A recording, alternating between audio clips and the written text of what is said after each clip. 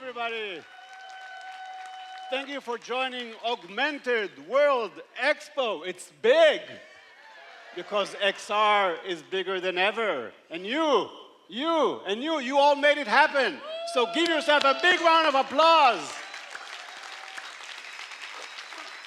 Folks, I have a very important message for you today. But first, excuse me while I finish this game. You know, I'm not exactly a pool shark, but the Snap team said, just, put on these glasses and follow the cue.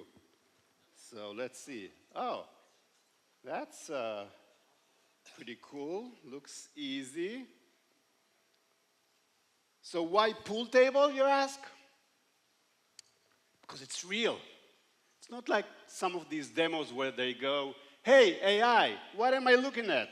A book. Oh, you're so smart. No, this is real, useful, every day.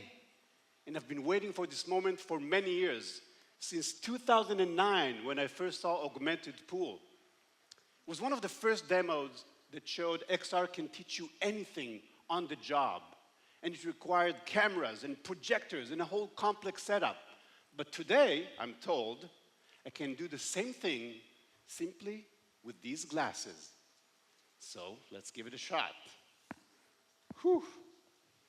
Never played in front of so many people, so a little nervous. I trust AR, but I'm going to need your help, folks.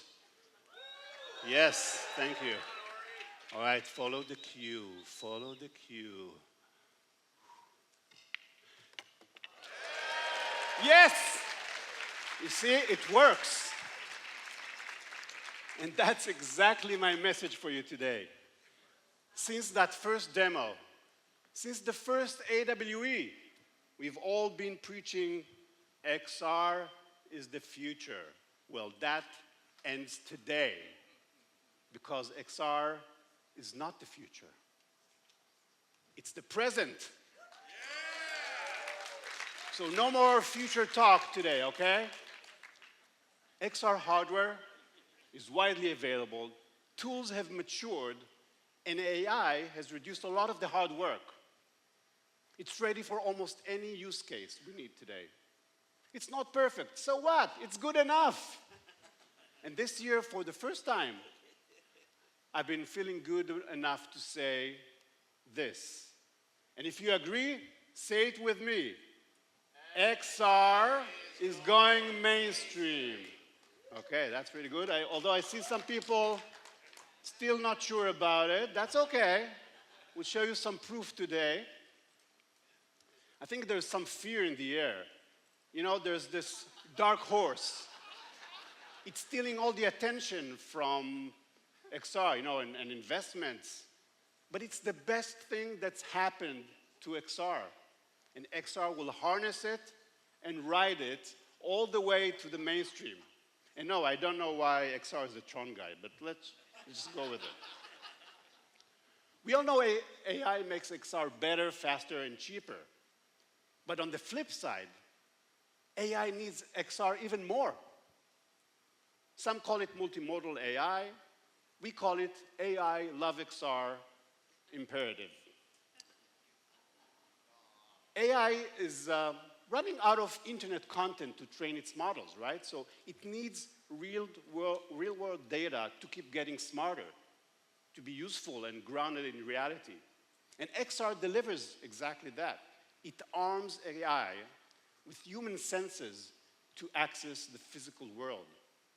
Of course, that opens a whole massive can of worms of privacy issues, but the point I'm making today is that everyone needs to understand AI needs XR. In fact, there's no AI without XR.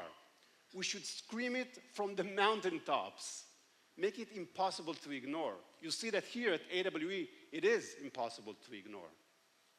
Now, let's talk about this. You all saw it, right? The bromance trailer announcing the OpenAI and I.O. merger.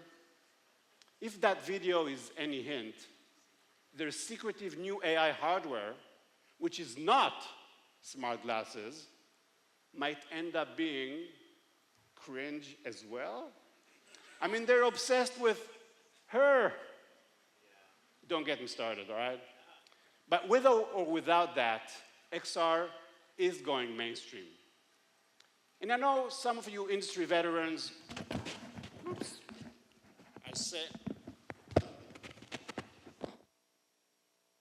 we're back, are saying right now, wait, what?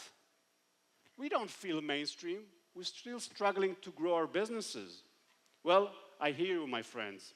XR is tricky. VR World magazine from exactly 30 years ago, June 95, made a similar claim. VR goes mass market. And we all know what happened next. Is it going to be different this time? Well, let's rewind back to the first AWE in 2010. 19 AR startups exhibited that year. Today, 16 years later, how did they do? Well, 6 didn't make it, rest in power. 1 went open source, 1 licensed its patents, and 8 got acquired or spun off. 3 by Apple, and 2 by Qualcomm. Their DNA is in XR devices today. And the kicker, 3 made it. The OG AR glasses are here this week at AWE. Give it up for Lumus, Digilens, and Vuzix. I'm telling you, XR companies are persistent. This industry is built on vision and persistence. And that spirit is honored in the XR Hall of Fame. Last year, we inducted 101 pioneers to the Hall of Fame from the first 50 years. And this year, 10 more were inducted. They'll be celebrated, give it up. They'll be celebrated tomorrow at the Augie Awards on this stage, 6 p.m. Hope to see you there. And you know what? As I look around the room, almost everyone here is a pioneer and stands to be inducted to the Hall of Fame in the coming years. So keep at it. Because yeah, budgets are tight. But going mainstream doesn't mean we're all flush. It means we're all in a new stage, a new mindset. As the saying goes, greatness is built in hard times. And today's conditions are ideal for bold moves. Let me show you what I mean. AWE's home analyst, Artillery Intelligence, values the market this year, the XR market, at $30 billion. For reference, that's about the size of the global film industry. And it's growing 10 times faster than the GDP. After AI, it's still the fastest growing tech sector.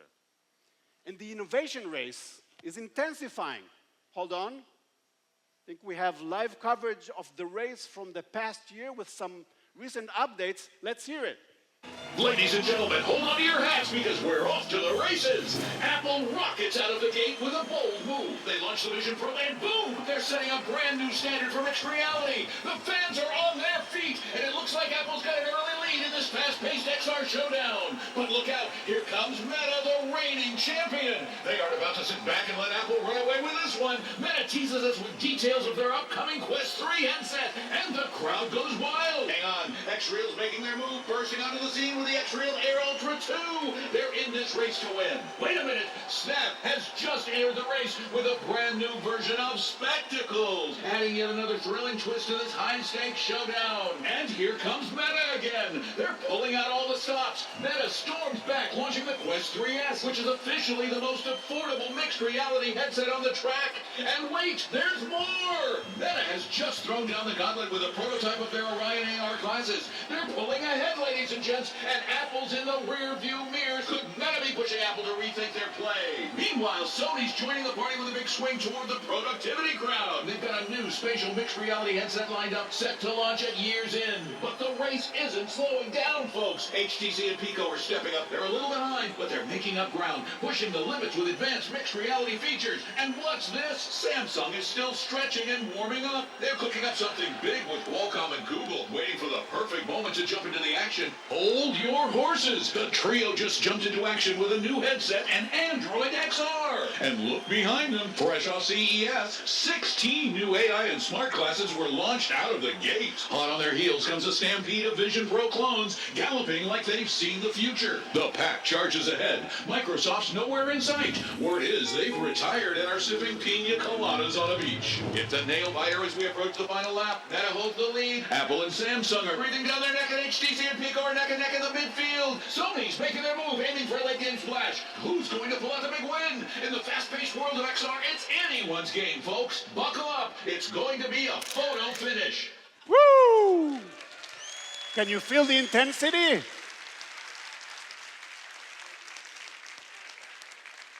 And did you notice that parachute at the end? Johnny Ive, there's no AI without XR. Anyway, let's break it down. In the race, we saw a spectrum of XR products, and not all are going mainstream. Let's map these categories based on the adoption curve. When it reaches 25% of the population, it's considered mainstream. First, mobile AR. It has come a long way since the IKEA app. Experiences today are mind-blowing. These are 3 of the Augie finalists this year. With 35% of the US population, it's deep in the mainstream. It's used for games, social, navigation, shopping. Gen Z loves shopping with AR. Over 90% do, especially cosmetics. Trying on new hair colors is by far my personal favorite. Next category, VR headsets. They're found under Christmas trees all over the world. Incredibly giftable devices. Jane Fonda came from the 80s to promote fitness in VR, and it's even used in courts. Although this is in Florida, but no, it still counts. Usage has grown to 27% of the population, and a quarter of these use it daily. VR headsets are mainstream. Next, smart glasses with no displays, AKA AI glasses.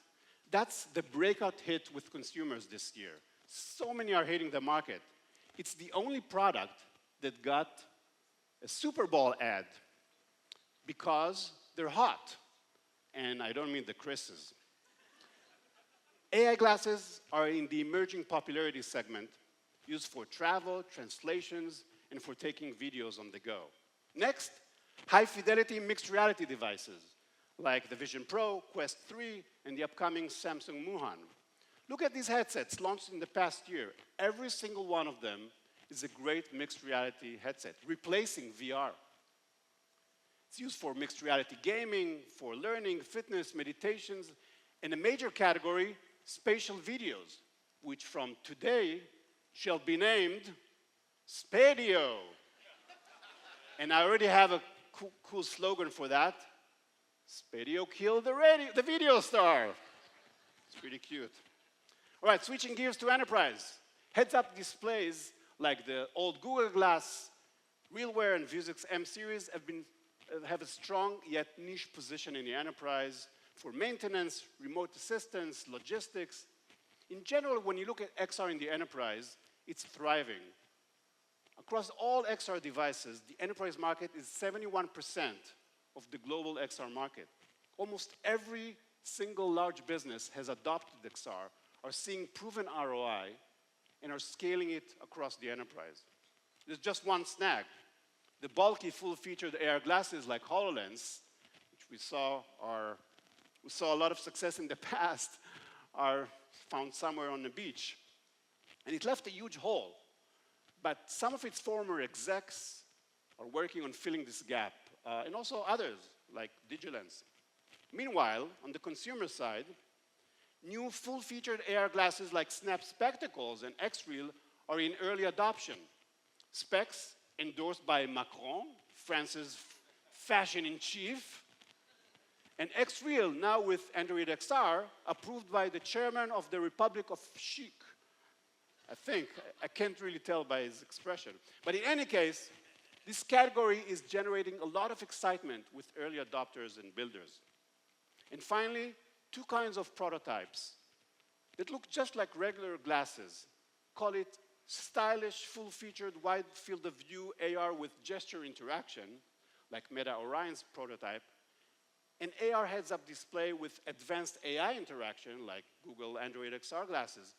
Both are giving tremendous jolt to the industry. The press attitude has shifted overnight, right, folks? The most exciting tech I've seen in a decade. I hated smart glasses until I tried Google Android XR glasses. So yeah, we're in a different stage. The proof is clear. Some XR categories entered the mainstream. Others are sprinting forward. So it's a fact. XR is not the future. It's the, this year has been kind of challenging for some Europeans and Canadians to come join us in the US for the event. So this is for you. Ceci n'est pas l'avenir. C'est le présent, the present. Folks, the stars have aligned, and it's up to us now to seize the moment. Are you sold on the mantra yet? Ready to sing it with me? All right, let's do it. XR is going mainstream. Pretty good. Now let's do it again. Women only. XR is going mainstream. Feels pretty good, right? But did you notice it's a collage of AWE t-shirts from the past 16 years? It's pretty cool. But to conquer the mainstream, we need content. And the good news, XR master builders are creating apps and experiences today for every single person on Earth. Who are XR master builders? Designers, developers, not just XR experts or technical folks. They're masters of a domain, of a use case, or a passion. They know their audience so well that they create experiences that are irresistible to their audience. But there's a rub. Enterprises, brands, investors, platforms, they choose who gets funded. And currently, many of them are distracted by AI. That needs to change. They need to realize what we all know. There's no AI without XR. And it's starting to resonate. A16Z, one of the most influential VCs, says that XR is one of the most underrated markets. Their 2025 report highlights increased developer activity in spatial computing, which is especially promising where real-world data is key. So that's great. Yet funding still remains uneven. But I see a silver lining. XR master builders are shifting the balance. Their understanding of their users cannot be replicated, not even by AI, because spatial computing is a feeling. Builders are becoming the new center of gravity, the nexus. So platforms and investors need builders to access their users. And I have a feeling we'll start to see more funding coming soon. It's why 2025 is the year of the XR Master Builder. To empower builders, we created a new program this year, the AWE Builders Nexus, where they'll be pitching, demoing, speed networking with investors, and bring XR to everyone. Here's an amazing story of a builder, Davey Lutz. A remote-controlled plane enthusiast, he created a VR training sim. Think it's niche? He got 50,000 downloads. His users love it so much, they purchased Quests just to use this. And thanks to this sim, some of them are purchasing their first RC plane. See what I mean by builders shifting the balance? Next, Tetsuya Nonomura. He loves bungee jumping. You know where this is going. He built Bungee Jump VR to help people conquer their fear. 100,000 people tried it and loved it. And you can too. It's here in the playground. And one last story to warm your hearts. Liam Mason with Anorak Studio is a big pool table fan. He started a Snap Spectacle lens to teach his girlfriend how to play pool. Now couples can play everywhere together. And it's even featured in Keynotes. Thank you, Liam and Anorak Studio. Hundreds of builders are here this week at AWE. hackathon winners, handpicked startups, early stage and more matured. And they're creating a spectrum of content for everyone. This is the actual submissions we got this year. Builders are the focus this year, but so is XR Gaming. The new AW Gaming Hub is packed with gaming goodness. Just check it out. Top studios, the latest games, epic talks. Atari founder is here, and a rare group of content creators all here to supercharge XR gaming. Another focus this year is the Enterprise VIP program, a white glove experience dedicated to enterprises scaling XR with a group of experts supporting them throughout the way. Over 220 enterprises are participating in this program this year. Give it up for all these enterprises adopting XR. So AWE brings the entire world of XR under one roof. 250 exhibitors covering every aspect of XR are here. Thank you, exhibitors. And yet, we craft a special experience for every group, every individual. Staying true to our promise, you'll feel spatial. And there's 450 legendary speakers here that worked hard to make you all feel spatial as well.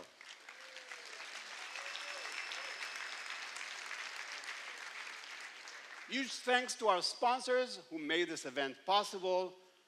Thank you, sponsors. Thank you, sponsors.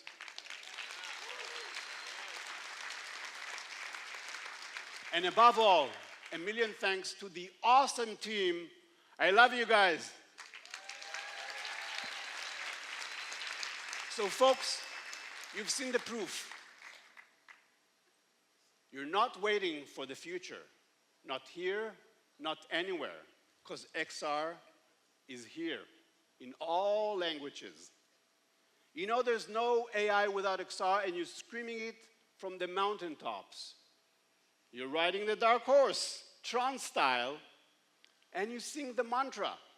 Now, let's all take the shot. Take XR mainstream. Thank you all for joining Augmented World Expo. It's business time. It's business time.